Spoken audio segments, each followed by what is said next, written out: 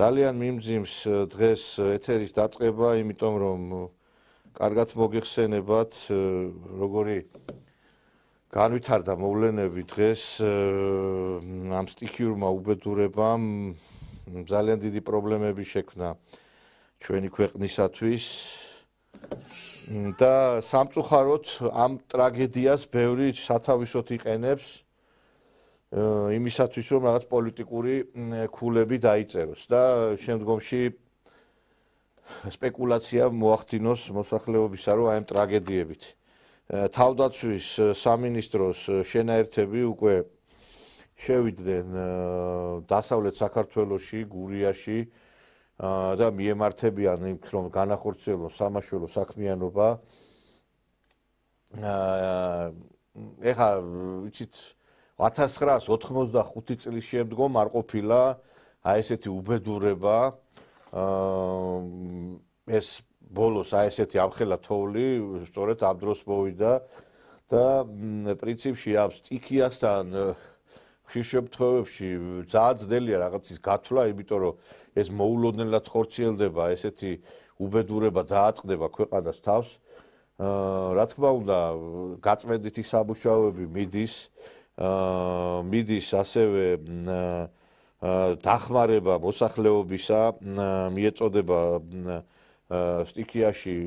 სტიქიის ყოს დაზარალებულ ადამიანებს ეს გარკვეულწილად დახმარება საკვებით, წყლით, მაგრამ ამას არავინ არ აჩვენებს, რა თქმა უნდა, ეს ნაცმედია საშუალებები მხოლოდ დაგეშილები არიან, რომ დრამატიზირება მოახდენონ მოვლენების, მხოლოდ და მხოლოდ ხდება ის, რომ წარმოჩინდება ისე სურათი, რომ რაღაც აპოკალიფსურ სიტუაციასთან გვაქვს ჩვენ საქმე. მაშველები შედიან და გამოყავთ დარჩენილები აი უმწეო ადამიანები, მოხუცები, ბავშვები და ასევე გაწმენდითი სამუშაოებიც მიდის. ამ წუთასაც ჩართული არიან, მე ველაპარაკე სადაც შემოვიდოდი სტუდიაში, ველაპარაკე რამდენიმე სოფლის წყურებულს, განსაკუთრებით გურიის რეგიონში და თავდაცვის ძალები აპირებენ მთელი ღამით მუშაობას, რომ არავინ არ დარჩეს უყურადღებოდ.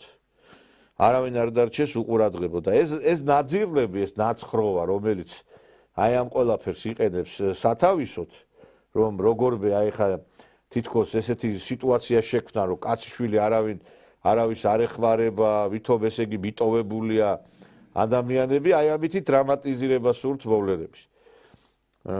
კადრებიც გავრცელდა, როგორ შედის თავდაცვის სამინისტროს შენაერთები და რა თქმა უნდა, იცით, ჩვენ ერთი რამეს უნდა შევეჩვიოთ, რომ როდესაც ადამიანებს თავს დაატყდება ტრაგედია, ერი უნდა ერთიანდებოდეს. და არა უნდა ვიყოთ ჩასაფრებულის პოზიციაში, რომ რაღაცნაირად პრობლემები შეუქმნათ ქვეყანასაც და იმ მოსახლეობასაც. იმის მაგდივრად, რომ ყველა გარკვეული დახმარება გაუწიოთ სახელმწიფოს, რომ აი ამ ძნელბედობის ჟამს, რომ რაღაცა თუ არის პრობლემა, რა თქმა უნდა ითქვას უნდა, რომ სადღაც რაღაცა პრობლემაა, მაგრამ ჩვენ ვხედავთ, რომ ძირითადად ყველა ტრაგედია გამოყენება ხდება ნაცმოძრაობის და მისი ხროვის მიერ იმისათვის, რომ რაღაცნაირად დრამატიზირება მოახდინოს სიტუაციის. ეხლა ადამიანი რო უყურებს ტელევიზორს, გული ხო არ უნდა გაუხეთქოთ ჩვენ მოსახლეობას, რა. ეხლა ძალიან ბევრი ადამიანი შეიძლება ტელევიზორსაც ვერ უყურებს, ისეთი მძიმე სიტუაცია, დიდი თოვლი მოვიდა, 2 მეტრა არის თოვლი. მე დარწმუნებული ვარ, ის ზარალიც, რომელიც განიცადა მოსახლეობამ, ბევრი სახლის მძიმე მდგომარეობა არის გურიაში. იმიტომ რომ იცით, ხალხი არის მაღალმთიან სოფლებში განსაკუთრებით მიტოვებული და გაჭირვებული რეგიონია ყველაზე მეტად გურია. იცით რატო, რომ ესე იგი, აი არ ვიცი, ჯერ იყო და აი თხილით უნდათ ამოესუნთქათ ამ ხალხს და ის თხილიც ამ ფაროსანამ გაანადგურა ეს მოსავლები. მერე იყო ეს ციტრუსი, რომელმაც ვერაფერი შვება ვერ. აი, ყველა რეგიონს რაღაცნაირად ყურადღება ექცევა და გურია თითქოს ცოტათი ამ კუთხით მეტ დახმარებას საჭიროებს. იმიტომ რომ დღეს ფაქტობრივად ბევრი სახლის სახურავი იმიტომაც ჩამოიშალა, რომ წასულია დაცლილია სოფლები. აი, სკოლები გაიხსნა, ბაღები გაიხსნა და კონტინგენტი არ იკრიბება, იმიტომ რომ ხალხი არის გასული სოფლებიდან. და როდესაც სოფელში ახლა ორი კაცი ცხოვრობს, რა თქმა უნდა, ის ორი კაცი ყველა სახს ვერ მოახდენს იქ რომ სახურავი თოვლისგან გაწმინდოს. ახლა მეც იქიდანა ვარ წარმოშობით, ახლა ძალიან მიმძიმს, რომ აი ამ რო უყურებ ამ კადრებს და ზოგიერთმა იდიოტმა ამაზე ღლიცინობისათვის მოიცალა, რომ ადამიანების ტრაგედიით იღლიცინოს და იმასხარაოს რა. აი არ მინდა ზოგჯერ იცით რა ვიკავებ თავს ყველას ხო არ ზოგჯერ არის ხოლმე რომ აი არ გინდა რომ რაღაცა კრიტიკული თქვა, იმიტომ რომ ისედაც ჩვენი გადაცემით კრიტიკა ბევრს არაკლია და არ მინდა აი ზოგჯერ არ გინდა ადამიანს უთხრა ის რომ ნაძირალა არის, მაგრამ აი გაიძულემე რომ თქვა ნაძირა. შეიძლება ეხა იუმორისტული რაღაცეებით, ჩანართებით მას ხდა რა ქვია რაღაცა ეხა ხო შეიძლება სადღაც იუმორი საგან გაატარო?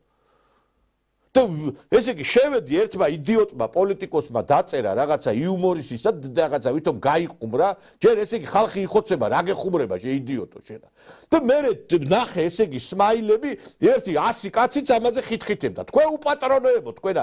ეხა იქ რო იყოთ იმ გურიაში და იმერეთში ერთი მაინტერესებს 2 მეტრა თომში და იქ იყოს და ესე რომ წაიკითხავ ამას რომ დაცინის ერთი ჭუაზე დადგები თქვენ. იდიოტები ხართ გეუბნები. აი ერთმა რუსმა მეცნიერმა თქვა რომ ქართველები დაავადნენო და დაავადდა სამწუხაროდ ამდენი შიზოფრენიკისაგან.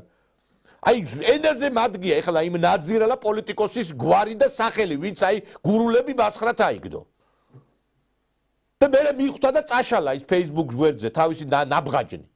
და ყველაზე უფრო ნაძირლებია იქ კიდე იმას სმაილიკებს რო წერდნენ იმ სასაცილოდ. შეიძლება ადამიანების ტრაგედია რაღაცა სასაცილოდ გამოიყა. იუმორს ვინ მასწავლის? მე და იუმორით ცოცხლობ და აქ ამ გადაცემაშიც მაკუთხით ნაკლეო არ მაქვს. გააჩნია როდის და სად იცინი და სად ღლიცინებ რა. იქით ვიღაცები კაი ბოდიში და ღლიცინებენ, აქით ამ ხელისუფლებას ვიღაცები ურტყამენ, გეუბნებით ეს არის საგიჟეთში ვცხოვრობ ჩვენ ზოგჯერ რა. საგიჟეთში, ეხა როგორ ფიქრობთ თქვენ ეხა ქვეყანას ხელისუფლება დატოვებ და იმის გარეშე რომ ადამიანებისთვის დახმარება გაიწე 1985 წლის მერე არ მოსულა ამ ხელათოვლი. ეხა გასაგებია გამოაცხადეს რომ იქნებაო რაღაცა, მაგრამ არავის არ ქონდა ეხა იმისი წარმოდგენა რომ ეხლა უცბად ჩამოიქცეოდა ცა და ამ ხელათოვლი მოვიდოდა. ცხოვრებაში ეხლა 47 წლისა ვარ და ამდენი გურიაში ამ ხელათოვლი არასდროს არ მინახია მე. ვინი ფიქრებდა ამას? ხდება ესეთი რაღაცეები და ამის გამო უნდა ესე იგი წინასწარ ეს ნატო გოგელია რომელიც დაწწოდა იქა ადამიანების გულის გასახეთ კათიკა სიუჟეტებს აკეთებს რომ ხდება ინგრევა იმ რა უბედურებაა ესა. ან როდის იყო რომ ეხა ყველა სოფლის გზა შეიძლება რომ ტრაქტორი მოძრაოს ყველა სოფლი ეგეთი რამე ამერიკა ვერ ახერხებს ამას და საფრანგეთი და გერმანია და ნახეთ ერთი სტიკის უბედურებები რო ხდება სხვადასხვა ქვეყნებში და რა ხდება იქ ესე ყველა უცბად რა ვიცი აგერ ამერიკაში რო დაიწვა ის ხოლი გადაიწვა მთელი სანაპირო ვერაფერი ვერ უშველეს. მე კი არ ვამართლებ ამას, მაგრამ რაღაცა ცოტა გარკვევით და გაგებითაც უნდა მოვეკიდოთ ყველაფერს რა. რაც გაქვს შესაძლებლობა და როგორ აქ ქვეყანაცა ვარ და როგორ წავარ და რა ვიცი ამერიკა ვერ ახერხებს და საფრანგეთი ვერ ახერხებს რაღაცა ხშირად აი ესეთი დიდი სტიქიური უბედურებების გამკლავებას. არა გეუბნებით ესენი არიან გავიგეს ნაცები რომ ვინც არიან, მაგრამ ზოგიერთი იდიოტის აი ამ ღლიცინმა ისე მომიშალა ნერვები ამ სტუდიაში შემოსვლამდე რომ არ ვიცი. აი უბრალოდ არ მინდა იმ ადამიანის, იმიტომ რომ აი ყველას ხო არ მასიზამ ზოგჯერ მართლა რა რაღაცა ვიღაცას გონია ადამიანია, ყველა ხო არ უნდა იმას ქნა, რა ქვია, მოისვაროს მართლა რა. ხალხი იხოცება. ბოდიში და იხოცება როგორ ეხა პირდაპირ გაგებით კი არა, ნუ იხოცება ნერვიულობით. თორე გასაგებია ორი მსხვერპლი არის, ერთი გადმოვარდა იმიდან თოვლის გაწმენდის დროს და მეორე 106 წლის ქალბატონი გარდაიცვალა და ჩვენ დასაკარგი ადამიანები არ გვყავს გასაგებია ორი ადამიანი არის დაღუპული, მაგრამ ეხლა ესეც საკმაოდ ბევრია ჩვენისთანა პატარა ქვეყნისათვის ერთი კაციც რომ მოკვდეს ესეც ის არის, მაგრამ ისეთი სიტუაციაა და ვიღაცები საღლიცინოთ იცვლიან აქ რა. ზოგიერთი ტვინგაყიდული სულელი. აი ხაც თავდაცვის სამინისტროს ძალები მუშაობენ და მე ვფიქრობ, რომ არც ერთი ოჯახი არ უნდა დარჩეს. ყველას უნდა მიეცეს კომპენსაცია, ყველა სახურავის უნდა ეხა ბიზინა ივანიშვილმა საჩხერეში ყველა სახურავი გადახურა, როცა არაფერი არ უჭირდა, იმ ხალხს ტიქიაც არ ყოფილა და მე დარწმუნებული ვარ, რომ არც ერთი ოჯახი აჭარაში, გურიაში და იმერეთში არ დარჩება კომპენსაციის გარეშე. იმიტომ რომ ეხლა ამ საცოდავ ხალხს ნამდვილად არ აქვს იმის საშუალება, რომ ეხლა იქ საკუთარი სახსრებით იქ სახურავები მოაწყონ. ეს გამორიცხულია. და ბოლო კიდე ერთი რაღაცა ყურადღებაც უნდა მივაქციოთ აი ამ რეგიონებს, რომ აი განსაკუთრებით გურიას, იმიტომ რომ არ ვიცი ერთხელ ის ხუმრობა იქით იყოს და ის რუსის ჯარმა რო გადმოიფრინა აქ 2008 წელს გურიასკენ რო გადაიფრინოსო ჩათვალესო რომ დაბომბილია ისედაც უკეო და რაღაც გვინდაო და ამიტომ ეხლა რა ვიცი მე ეხლა ყველა რეგიონში არის პრობლემა სოციალური, მაგრამ განსაკუთრებით აი დასავლეთ საქართველოში იმის გამო რომ ამ ფაროსანამ შეჭამა და შეხრა ყველაფერი ძალიან უჭირს აი ამ რეგიონებს, განსაკუთრებით გურიას. იმიტომ რომ ადამიანებს მოსავალი ვერ მოყავთ, ბაზარი ვერაფრით ვერ იქნა გაჯერებული იმ პროდუქციით, რომელსაც იქ აწარმოებენ და არ ვიცი, ნახევარი ისა რა ქვია, დასავლეთ საქართველო გასულია თურქეთში. და ეხლა ეს ხალხი კიდე აი ესეთ მდგომარეობაში აღმოჩნდნენ. ძალიან მძიმე არის ამ ყველაფრის ყურება და არ ვიცი, მე მგონი რომ უნდა დავეხმაროთ, ყველა უნდა დავეხმაროთ, არც ერთი ოჯახი არ უნდა დარჩეს სახელმწიფოს ყურადღების მიღმა და მე დარწმუნებული ვარ, რომ ასეც იქნება, იმიტომ რომ ჩვენ არ ყავს ადამიანები მისატოვებელი, ისედაც რაღაცა დემოგრაფიულ მდგომარეობა მძიმე გვაქვს, ეს ხალხი ცოტა დარჩა საქართველოში და ეხლა ესენიც თუ ასე უყურადღებოდ დავტოვეთ, ნამდვილად არ შეიძლება და არც იქნება, მე დარწმუნებული ვარ, რომ ყურადღების მიღმა არავინ არ დარჩება. დღეს ჩვენ ამ თემაზე ვისაუბრებთ, რა თქმა უნდა და ასევე ერთი თემაა კიდე ის, რომ აი ხა კიდე დღეს არის 25 თებერვალი. კარგად იცით თქვენ და ეხლა არავინ არ უარყოფს, რომ ეს არის საქართველოს ისტორიაში ტრაგიკული დღე, მაგრამ ტრაგიკული დღე არის აი მოღალატე ნოე ჟორდანიას ქმედების გამო პირველ რიგში, იმიტომ რომ მათ მიიყვანეს ქვეყანა იქამდე, რომ ეს მომხდარიყო და მიატოვეს საქართველო, გაიქცნენ და 25 თებერვალთან დაკავშირებით, როდესაც საუბრობთ, რომ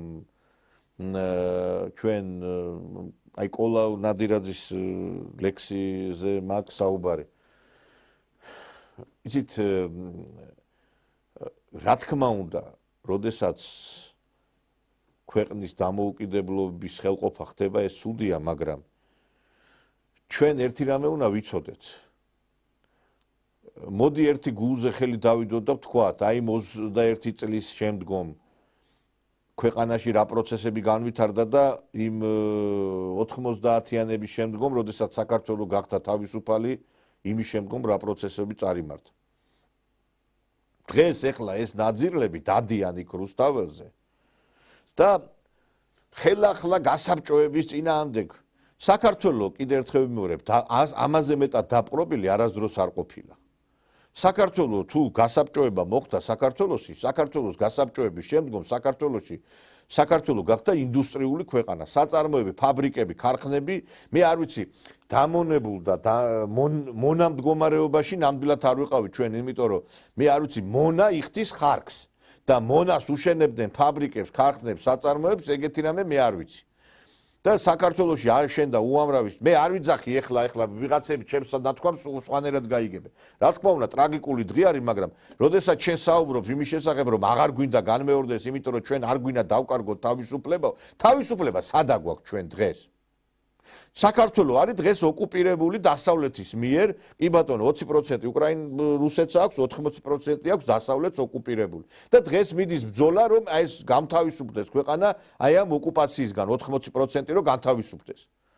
იმიტომ რომ როდესაც შენ პარლამენტის არჩევნებს ვერ ატარებ, როდესაც არჩევნების ლეგიტიმაციას ეჭვის ქვეშ აყენებს დასავლეთი, როდესაც შენ წინაშე შენი ხელისუფლების წარმომადგენლებს ასანქცირებენ, იმიტომ რომ შენ მათთვის მიუღებელია ესა თუ ის ხელისუფლება, ეს უკვე მეტყველებს იმაზე, მეგობრებო, რომ რა მძიმე მდგომარეობაში არის ჩვენი ქვეყანა და ესეთი ოკუპაცია საქართველოს არასდროს არ ქონია. კიდევ ერთხელ ვიმეორებ, თუ იყო საქართველო გასაბჭოების შემდგომ ვითომ დამონებულის არაფერი არ ეტყობოდა ქვეყანას, იმიტომ რომ რაც კი რამე აშენდა და რაც კი რამე შეიქმნა, იმ მაგ პერიოდში შეიქმნა. და როდესაც თავისუფალი გავხდით, აი ეს აშენებული დაინგრა ყველაფერი. და დასკვნები თქვენ გამოიტანეთ, თვითონ მე მტკიცებულებით ვლაპარაკობ. ყველა საწარმო, ფაბრიკა, ქარხანა, ყველა დემოგრაფიული მდგომარეობა, ქართული კულტურა, ქართული ხელოვნება, ყველაფერი აყვავდა მაშინ. და როდესაც დამოუკიდებლობა მოვიპოვეთ, ყველაფერი დავანგრიეთ. და მოვსპეთ და გავანადგურეთ. ხო და დასკვნები თქვენ გამოიტანეთ, როდის იყო საქართველოს თავისუფალი. საქართველოს აი გასაბჭოების შემდგომ უფრო თავისუფალი და დემოკრატიული და ქართული იყო, ვიდრე ეხლა არის. ქართული, რასაც ქვია, სახელმწიფო იყო მაშინ. ყველაფერი ქართული სიმღერა, კინო, რამე თუ არსებობს, ყველაფერი მაშინ შეიქმნა. და ნოე ჟორდანიამ ადგა და ჩვენი უნიკალური ფონდი გაიტანა და ქალებში და დროსტარებაში იმასკდა დაამღერა და ისიც რაც დაბრუნდა, რა თქმა უნდა, ექვთიმე თაყაიშვილის დამსახურება, მაგრამ ყველაზე დიდი დამსახურება იოსებ სტალინის არის, რომ ის ჩვენი განძი დაბრუნდა საქართველოში. იოსებ სტალინის დამსახურება. და ექვთიმე თაყაიშვილმა, რა თქმა უნდა, ამაში წვლილი შეიტანა, რა თქმა უნდა, დიდი.